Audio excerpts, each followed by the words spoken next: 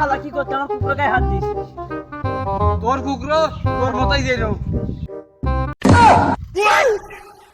আমার কুকুরের বেড়ে হোক কি ভালো হোক, তুই আমার কুকুরের গায়ে হাত দিবি কেন?